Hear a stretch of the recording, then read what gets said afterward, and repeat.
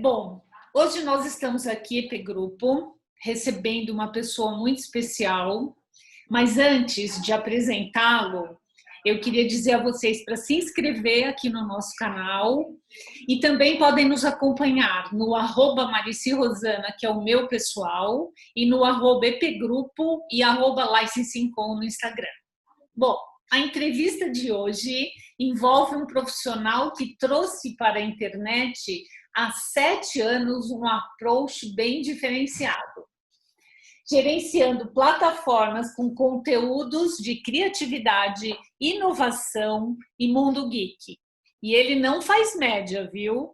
Afinal, seu propósito é instigar o pensamento crítico. Não é isso, Matheus Ferreira, mais conhecido como Geek Publicitário? Seja bem-vindo aqui ao nosso canal.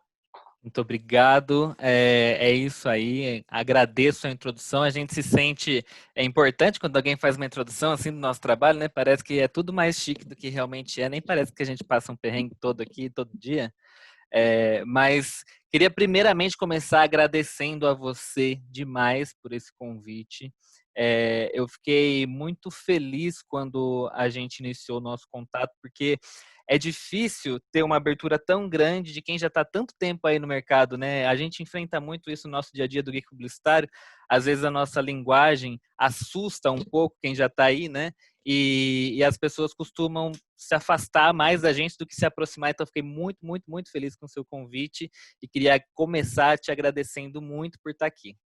Que é isso, está ótimo. Agora vamos lá e vamos fazer uma entrevista super bacana, as pessoas vão amar, Vamos sim. eu tenho certeza, porque eu já bati um papo com você e sei que é legal. Bom, Sim. explica mais detalhadamente sobre o contexto em que decidiu seguir por esse posicionamento mais crítico aí nas suas páginas, né? Tanto do blog, que é o GKPB, né? Você quer que chame de Sim. blog ou de site ou O que portal? que você quiser.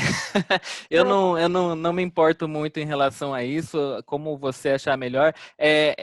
A gente pode começar já falando um pouco disso. Eu costumo chamar de uma plataforma de conteúdo, porque eu estou em todas as redes sociais, né? Eu tenho um blog, mas tem pessoas que conhecem o Geek Publicitário, né? Hoje a KPB também tanto faz, que conhecem a gente só do YouTube. Tem gente que conhece a gente só do Instagram. Tem gente que só acessa o nosso site, que não conhece a gente de rede social nenhuma.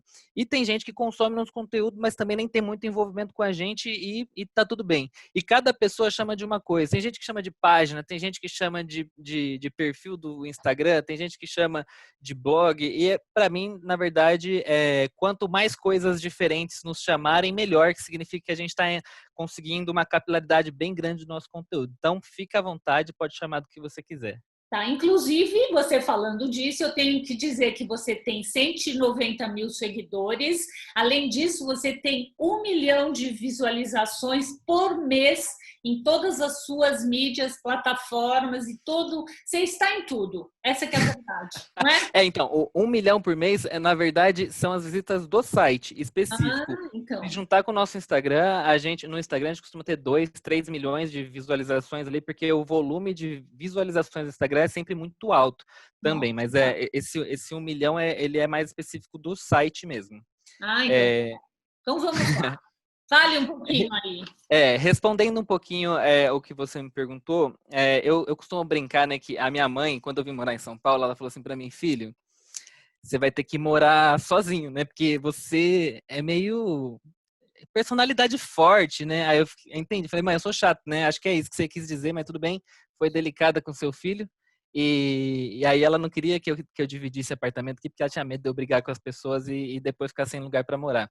E aí eu achava interessante isso de falar de personalidade forte, porque em todos os meus trabalhos, a minha personalidade, ela sempre vinha antes do meu trabalho. Era muito engraçado, assim, eu tive alguns momentos, eu já cheguei a ser chamado no trabalho, assim, para reunião, Matheus, eu preciso conversar com você. Aí sentava, aí meu chefe falava assim, olha, é o seguinte, você está influenciando muito as pessoas aqui dentro, e o que você fala, as pessoas acabam acreditando em você como se fosse um líder da equipe, e às vezes o que você fala passa por cima do que eu falo, então eu preciso que você dê uma baixada no tom.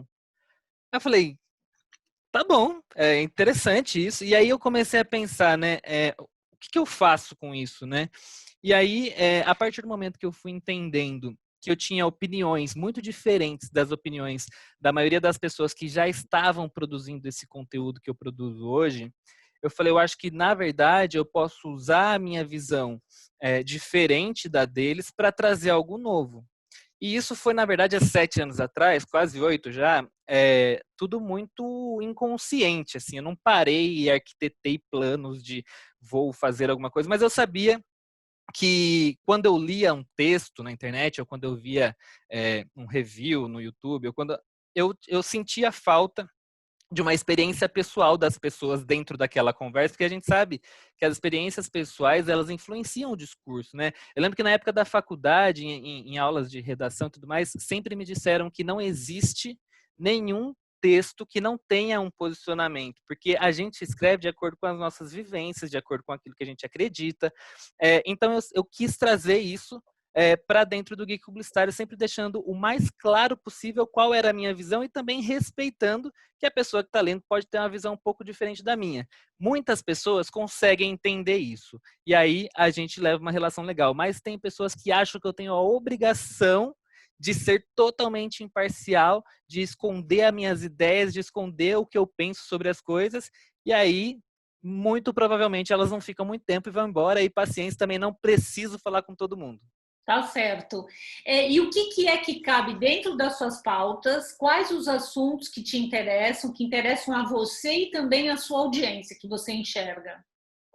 Então, uma coisa muito forte no Geek Publicitário é a questão das novidades. O meu público é um público ávido por novidades. Eles são apaixonados por coisas novas.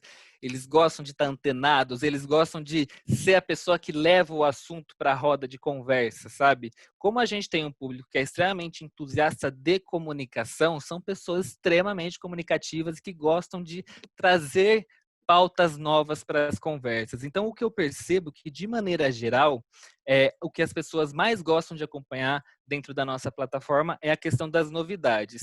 E aí, a gente acaba trazendo essa questão das novidades para o nosso público, que é o público geek, né? Então, novidades de personagens, lançamentos de produtos, uma coisa que me surpreendeu muito, que a gente começou a ir muito bem e hoje a gente é referência, foi lançamento de rede de fast food.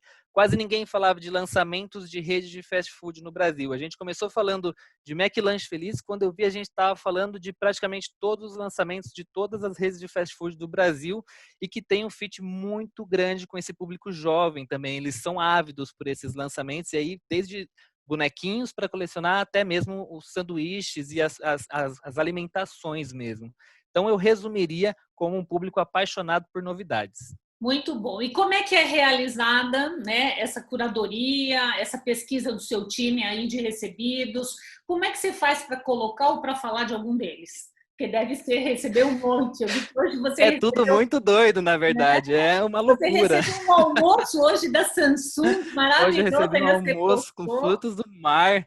Falei, meu Deus do céu, que almoço é esse? Não tem nem prato para colocar um almoço chique desses, né? Que a Samsung Uhum. enviou para mim. Mas é isso, assim, eu procuro hoje ter uma organização um pouco maior do que eu já tive, né? Eu já fui extremamente desorganizado, hoje eu já sou um pouco mais organizado, tanto que toda vez que eu vou falar com alguém que é muito de signo, sabe essas pessoas que são os loucos do signo, eles falam assim, como um pisciano, que eu sou pisciano, né? Como um pisciano consegue ter organização? Eu falei, não sei também, eu tento driblar essa minha incapacidade de ser organizado, mas a gente precisa, né? E aí, eu, hoje em dia, costumo ter processos. Então, eu gosto de automatizar a maioria dos meus processos. Então, hoje eu tenho uma rotina e eu sigo essa rotina à risca. Óbvio, né? A gente, ainda mais na área que eu estou de produção de notícias e de conteúdo, e de às vezes querer dar uma exclusiva, às vezes para tudo para fazer um post ou para fazer um story, porque a gente precisa. Mas normalmente eu tenho uma relação muito legal com as minhas fontes, que eu converso com elas diariamente, elas me passam informações, me passam coisas. Eu tenho um período de buscar novidades também ao redor da internet, tem uma série de sites que eu costumo acessar para entender como está o mercado de maneira geral. E hoje também o direct do meu Instagram é, assim, a minha principal fonte de informação e de notícias, porque, engraçado, esse mesmo público que adora novidades, eles ganham o dia quando eles me contam uma novidade, entendeu? Então, assim, quando eles conseguem falar assim, você viu isso? E eu falo, não, aí eles ganharam o dia. Então, assim, eles passam o dia procurando novidades para também trazer para mim. E o que eu acho incrível, porque a grande parte das coisas que a gente fala, de furos que a gente dá e tudo mais, vem do nosso público. E como a gente é bem forte nas redes sociais, eu procuro deixar esse contato sempre muito próximo. Então, boa parte do meu dia também é respondendo directs. Eu respondo 100% dos directs que as pessoas mandam. Às vezes elas tomam até um susto. Falam, eu não achei que você ia responder. Eu falo, não, respondo todo mundo. Pode mandar. Pode mandar mensagem sempre que você quiser, porque esse é uma das principais fontes assim de informação que a gente tem é do nosso próprio público. Muito legal. Bom, imagino que algumas análises que não são muito positivas deixaram alguns executivos um pouco bravos com você, talvez, né? Como é que aliar esse posicionamento com as questões comerciais da sua plataforma? Como é que você faz? Então, isso aí você já pegou no principal ponto. É engraçado, é o meu principal ponto forte e, ao mesmo tempo, comercialmente, né, é um desastre, né? Eu A gente pode imagino. falar que isso, comercialmente, esse posicionamento que eu tenho de fazer críticas mais duras, ele é desastroso para a minha parte comercial. Acontece muito, tá? Já tive problemas com muitos profissionais, já tive problemas com empresas inteiras que a empresa inteira acabava me mandando direct xingando, até o funcionário que estava no balcão lá, ele não gostava de mim. Mas, ao mesmo tempo, eu entendo que esse é o meu principal diferencial. Porque as pessoas confiam muito no que eu falo. E se elas confiam muito no que eu falo, eu tenho que parar e pensar quem é que faz o geek publicitário acontecer. São as empresas ou são as pessoas? São as pessoas, porque se eu tiver um público, alguma empresa vai aparecer e vai querer falar comigo, né? Querendo ou não. E às vezes, assim, eu não quero que alguém feche um negócio comigo porque me acha um cara muito gente boa que só vai falar da empresa dele. Isso nem faz muito sentido para mim. Eu quero que ele feche porque eu tenho uma audiência que é importante para ele, que vai trazer resultado para ele. E aí é assim, essa é a nossa relação. Só que algumas pessoas não entendem isso. Eu não sei se você acompanhou, mas na semana passada eu já comecei meu ano de 2021 com uma notificação extrajudicial de uma marca que não ficou nada contente que eu divulguei um lançamento que eles ainda vão fazer em parceria com uma outra empresa gigantesca e multinacional. E foi tudo muito estranho para mim.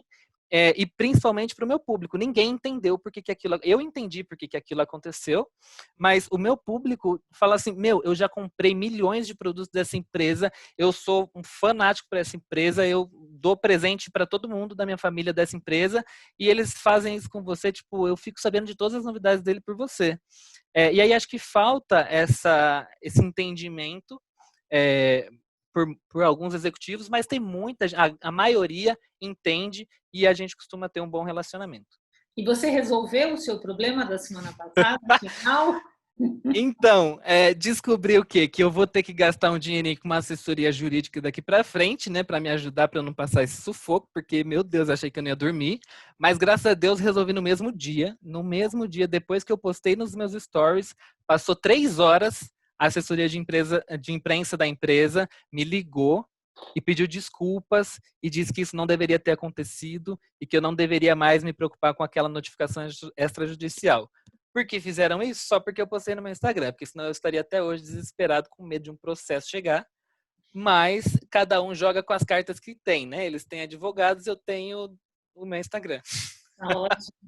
Vamos lá. Bom, produtos e ações licenciadas têm muita relevância em toda a sua plataforma. Qual o seu olhar sobre esse mercado, em especial o universo geek? Eu acho que o mercado geek, assim, para licenciamentos, ele é um sonho, né? Porque, assim, eu falo com pessoas que são pessoas completamente apaixonadas. E são apaixonadas por séries, são apaixonadas por filmes, são apaixonadas por personagens. E, no meu caso em específico, como eu falo muito com o público entusiasta de comunicação, a gente está falando inclusive dos brand lovers, né? São apaixonados por marcas. Então, não necessariamente precisa ser um licenciamento de uma empresa tradicional, com personagenzinhos para licenciar. Às vezes, a simples marca já é um fator determinante para fazer aquele produto vender. E aí, quando eu percebi como fazia sentido dentro do universo da comunicação o licenciamento para o público geek, eu fui entendendo, então, que eu estava falando com pessoas que eram apaixonadas por produtos licenciados. E aí você começa a perceber que quando uma marca faz um produto que vai muito bem, que o consumidor entende aquele produto como algo que faz parte da cultura daquilo que ele gosta, aquilo tem um poder enorme de venda e o que eu sempre falo para todo mundo, de margem, porque assim, a gente está falando com pessoas que não estão muito preocupadas com o valor daquele produto, porque o valor que tem aquilo emocionalmente para ela é muito maior. Então a gente sai da discussão de preço, de custo-benefício, para trazer uma relação de paixão com aquele determinado produto. E isso, dentro do universo publicitário, que é do qual eu venho, ele é fantástico. E é isso que eu tento convencer as pessoas também, no meu dia a dia, de que faz muito sentido o licenciamento, principalmente para conversar com esse público que vem dessa geração que está ficando cada vez mais velho, né? Que a gente falava com jovens, mas hoje eu tenho quase 30 anos e sou apaixonado por licenciamento. Então, agora eu vou contar, eu vou dizer aqui uma frase, um trecho seu de um artigo, eu vou ler para as pessoas saberem, depois a gente vai falar disso. Que é importante lembrar que para falar com os geeks é preciso entender muito bem do universo ao qual se pretende atingir a base de fãs. Para isso é necessário uma estratégia inteligente e aberta às ideias e necessidades do público. Além, claro, de ter sempre em mente de que as pessoas às quais você vai atingir têm muito mais conhecimento sobre o item licenciado do que você, e fecha aspas. Esse é um trecho seu que você, como fã, se sente assim com frequência, não é? E de que maneira as equipes de criação das licenciadas podem melhorar essa equação? Então, eu fiquei muito feliz que você selecionou esse trecho, porque eu acho que ele é o segredo para um bom licenciamento. E aí eu estou falando, na verdade, o segredo de um bom produto final. Né? Entender com quem você está falando e entender mais do que isso, entender que um produto ele não é feito para agradar a pessoa que está fazendo o produto, ele é feito para agradar a pessoa que está comprando esse produto. E se a gente quer agradar a pessoa que está comprando esse produto, a gente precisa entender o que essa pessoa que está comprando esse produto quer, né? Os erros mais comuns que eu vejo são de marcas que são muito superficiais nos licenciamentos. Então, vamos supor, eu vou lançar uma camiseta, eu simplesmente faço uma camiseta, jogo uma estampa lá e acabou. E tá feito o meu licenciamento. Não é assim. Eu recebi recentemente um tênis que era um licenciamento de Ghostbusters, que foi feito pela Reebok, esse licenciamento. Esse tênis é incrível. Eu posso até mandar depois uma imagem desse tênis. Ele tem uns canos que saem de um lugar e entram no outro. Você sente como se estivesse pegando um tênis de alguém que estava dentro do filme mesmo, assim, e de uma marca super tradicional, que é a Reebok, com uma outra marca que já tá há tantos anos aí, que são os Caça-Fantasmas, né?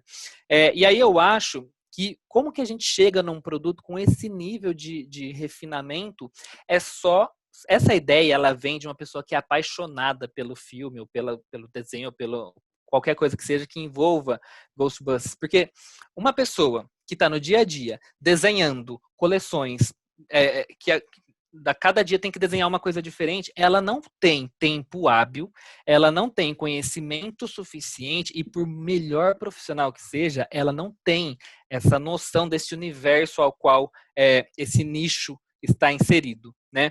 E aí, quando a gente vê uma marca que se dedica muito para fazer, por exemplo, quem faz isso muito bem no Brasil é a Imaginarium. Eles são muito bons para fazer isso. E se você reparar, eles foram aprendendo com o tempo. No começo eles faziam algumas coisinhas mais básicas. Hoje, por exemplo, com Harry Potter, eles têm uma coleção gigantesca de itens de Harry Potter, com um carregador que é uma carta de Hogwarts. Você entrega aquilo para qualquer pessoa que é fã de Harry Potter, ela surta, né? Fala, meu Deus, eu recebi um power bank que é no formato de uma carta de Hogwarts. Então, eu acho que trazer esse público para dentro da conversa, na hora do planejamento e do desenvolvimento, é fundamental, porque esse público sabe o que ele quer. E se você não fizer alguma coisa dentro do que ele quer, talvez não vá muito bem. Tá. Me fala uma coisa, nesse ano aqui tão difícil e diferente, né, 2020, quais foram os produtos ou serviços que te fizeram vibrar como fã e como crítico? Então, eu tenho algumas coisas assim que nesse ano foram muito, muito bem.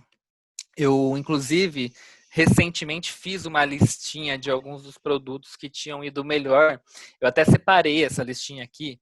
Por exemplo, a gente teve a entrada dos coletickets, que são ingressos de cinema colecionáveis. Isso era um negócio que bombou no começo do ano lá na Coreia. E agora 2 redes de cinema já tem no Brasil, a PlayArt e o Cinemark, que são ingressos de cinema colecionáveis e que, obviamente, licenciados também, porque a gente tem todas essas franquias que vão estampar esses ingressos de cinema e estão trazendo um novo segmento. Eu achei incrível isso que eles fizeram, ainda mais dentro de um ano tão difícil, né, para essa indústria do cinema que foi 2020. Outra coisa que foi muito bem a volta dos Tazos com Pac-Man, né? Os Tazos são, assim, uma paixão nacional. É um produto que mistura tudo, mistura licenciamento com geek e com publicidade. E as pessoas, isso traz muito a infância das pessoas, né? As pessoas são apaixonadas pelos Tazos, porque brincavam de Tazos quando era criança e amam colecionar. E aí a Elma Chips trouxe isso de volta. Tem a linha da Reebok que eu já tinha comentado. Havaianas de Naruto foi incrível, assim, ninguém imaginava que o Brasil tinha um público tão forte para Naruto, porque no Brasil a comunidade otaku, né, que a gente chama, que são os geeks mais voltados para a cultura japonesa e cultura oriental de maneira geral, eles são muito quietinhos, eles têm os grupos deles e isso não costuma ir muito para fora. A Havaianas fez a Havaianas de Naruto foi uma explosão que ninguém imaginava que ia acontecer. Mas a gente tem outras coisas também. Teve um restaurante da Hello Kitty que abriu mais uma unidade aqui na cidade de São Paulo, que foi super bacana. Teve a Red Bull que trouxe licenciamento de LOL para dentro das latinhas também, tornou as próprias latinhas colecionáveis. Teve bastante coisa legal que aconteceu esse ano. Ótimo. Então, eu vou falar para esse público que está nos assistindo que você será nosso colunista na revista Licensing Brasil, Marcas e Personagens, porque vai contar para todo esse público, que é um público mais de negócios, todas as ações que durante o mês te agradou, ou vai falar sobre esse mundo todo e dar esses pitacos aí que você está dando para a gente de coisas bacanas.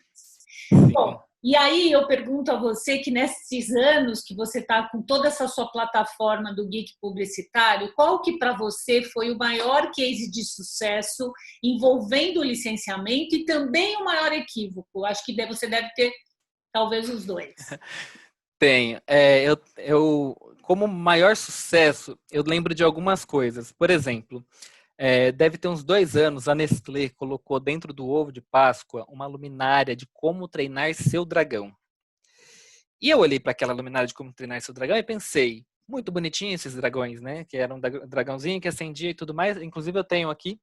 E aí eu falei, vou tirar uma foto e vou fazer um post. Na época eu tinha 20 mil seguidores no Instagram. A minha foto teve 25 mil curtidas. As pessoas enlouqueceram por causa desses bonequinhos de como treinar seu dragão. O meu site quase caiu de tanto acesso que teve por causa desse post de como treinar seu dragão. E até hoje, ele é um dos mais acessados na minha plataforma, que foi esse licenciamento de como treinar seu dragão da Nestlé. Eu acho que também a Nestlé não estava esperando que as pessoas fossem se enlouquecer por causa de como treinar seu dragão, mas eles conseguiram atender muito bem e até hoje eu recebo pessoas me mandando e-mail de como conseguem comprar a luminária de como treinar seu dragão. Eu falei, minha filha, Só se achar um ovo de Páscoa de 2018 aí para você conseguir comprar esse ovo, porque não tem mais. E aí aumenta até o valor desses produtos depois, né? Porque eles viram colecionáveis e coisas que poucas pessoas tiveram, e aí o valor vai ficando cada vez maior. Um outro licenciamento que me chamou bastante atenção foi o combo dos Vingadores que o Cinemark fez com aquele balde de pipoca no formato da mão do Thanos. Foi uma coisa assim absurda o como aquilo viralizou muito bem. E todo mundo estava desesperado para ter um balde de pipoca dos Vingadores em casa, assim. E aproveitaram um filme que estava muito bem naquele momento, né? E fizeram esse outro lançamento. Eu acho que esses são dois dos maiores licenciamentos que eu vi nesses últimos 7 anos. E de equívoco... Oi? De sucesso. Licenciamento de sucesso. Eu quero um equívoco. De sucesso. Tem algum? De equívoco eu tive um recentemente, que foi uma mochila de The Last of Us, que é aquele jogo do PlayStation que é assim, né? Sem defeitos, né? Não existe um hater desse jogo.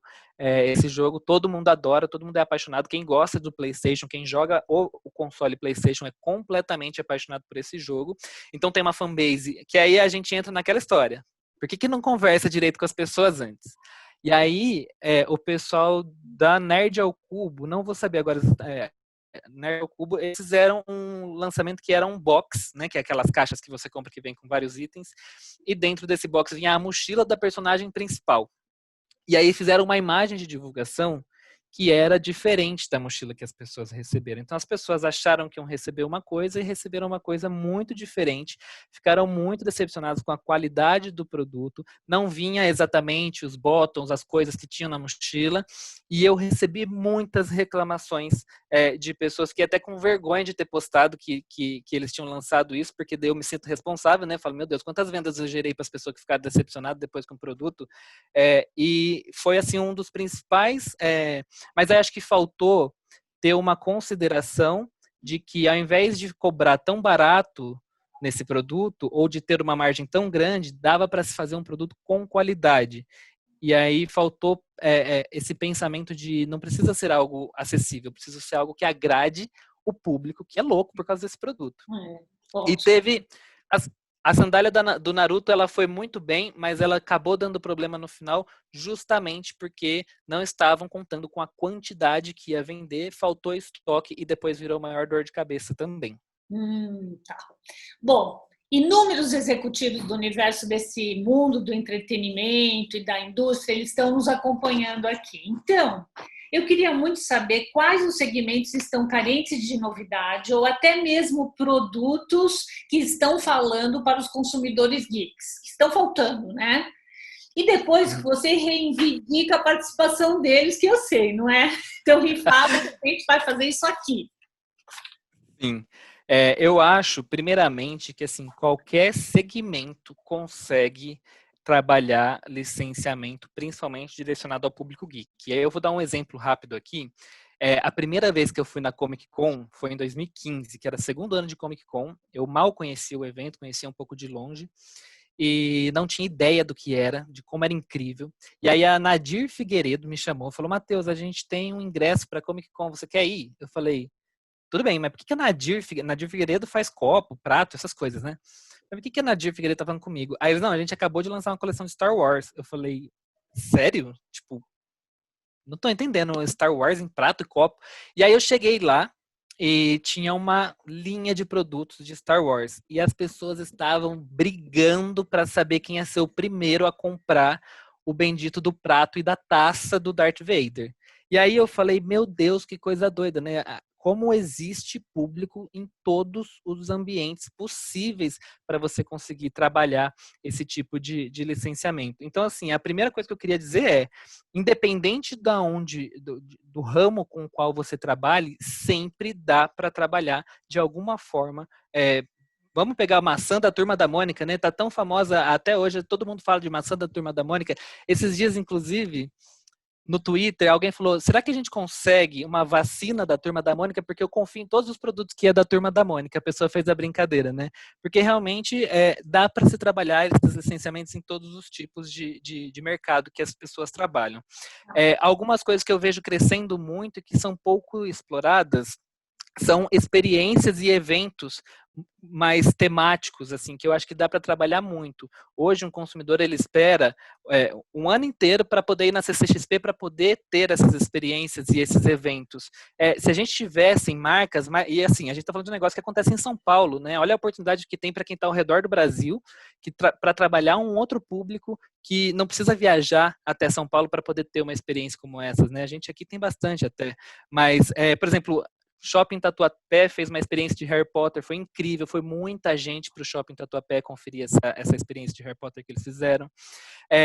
Até mesmo essa questão de itens para casa é algo que está crescendo muito. Esse público geek está indo para suas casas, está indo morar sozinho, eles querem trazer esses elementos para dentro da cozinha deles, da sala deles. Então, essas coisas de itens para casa também é algo que eu vejo que dá para se explorar muito. E no mercado de alimentação, a gente teve recentemente uma empresa que lançou a torta escocesa do Pica-Pau. Era o produto deles, a torta escocesa do Pica-Pau, e foi um sucesso. Todo mundo queria experimentar a famosa torta escocesa do Pica-Pau. Então, acho que esses são alguns dos segmentos que eu traria com destaque aqui. Outro dia você falou para mim, eu não sei como é que as indústrias não enxergam que um produto que ele faz para criança e que é direcionado à criança, que tem adultos que querem. Você não me falou isso? Sim, eu quero chorar quando só tem tamanho infantil. Eu tenho vontade de chorar quando eu pego o release e falo assim, tamanho, por exemplo, calçado, até o 20 e poucos. Eu falo, não, meu Deus do céu, por que vocês fizeram isso, né? Porque as pessoas, elas são apaixonadas, e eu costumo resumir o geek como uma criança que só cresceu de tamanho, né? A gente mantém a nossa ideia e é muito interessante isso, porque isso traz pra gente um conforto de lidar com essa vida adulta, que é essa loucura, né? Então, esses produtos, eles trazem esse conforto de reviver aquela criança que tem dentro da gente. Então, assim, pelo amor de Deus, não façam produtos exclusivos para criança.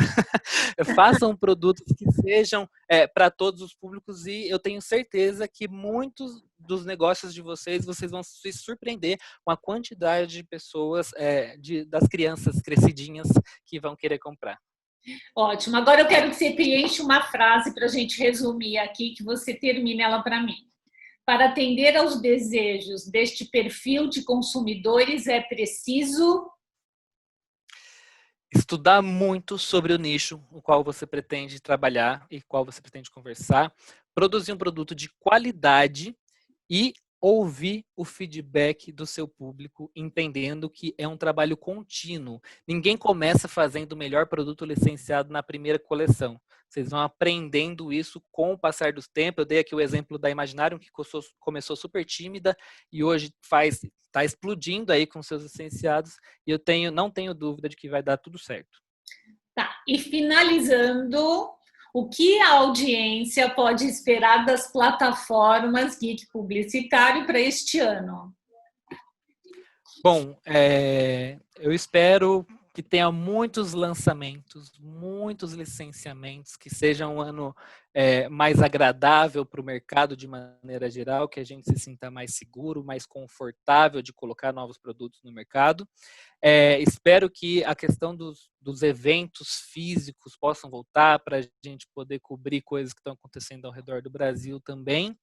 E espero que a gente possa sempre ser um meio de informação de qualidade para todo mundo, tanto para os profissionais, para os empresários, para quem está licenciando, para todo mundo, que todo mundo sempre consiga encontrar um conteúdo relevante de qualidade no Geek Publicitário. Matheus, eu só tenho a agradecer essa oportunidade. Você começou falando que você me agradecia pela oportunidade de estar aqui, né? E agora eu agradeço Claro. a oportunidade de você estar aqui comigo. Eu queria muito que você deixasse aí os seus endereços, onde as pessoas podem te achar, os empresários podem falar com você. Eu acho que você tem uma possibilidade incrível de fazer pesquisas para essa turma toda. O seu público é capaz de responder coisas para eles, para ajudá-los a produto, quem sabe? Então, deixe seus contatos e seu endereço, por favor, para eles falarem. Sim, meu e-mail pessoal, mateus@gkpb.com.br, pode mandar lá, que às vezes eu posso demorar um pouquinho para responder, mas respondo todos também. Se não quiser, aonde vocês me encontrarem um botão de enviar mensagem, eu respondo também. Então, pode chamar no Instagram, o Instagram é @geekpublicitário, o nosso site é gkpb.com.br, enfim, todos os meus contatos, tem lá, tem a nosso Media Kit, tem a área de contatos, tem tudo. Vocês podem conhecer um pouquinho melhor sobre a gente e também entrar em contato comigo, eu estou à disposição. Acho que eu fico muito feliz dessa oportunidade de conseguir, de alguma forma, contribuir para que esse mercado continue evoluindo e fazendo produtos que eu fico desesperado para comprar depois e saio correndo loucamente para encontrar. Ótimo. Então, eu agradeço muitíssimo e eu falo a todos que esse conteúdo vai estar disponível aqui no canal do YouTube. Se inscreva, que é importante para nós. Também vai estar em todas as nossas plataformas de mídia digital, EP Grupo, Marici Rosana é o meu, e também no podcast Marcas e Personagens. Então, super obrigada e até a próxima. Eu que agradeço, Marici. Até a próxima. Um beijão.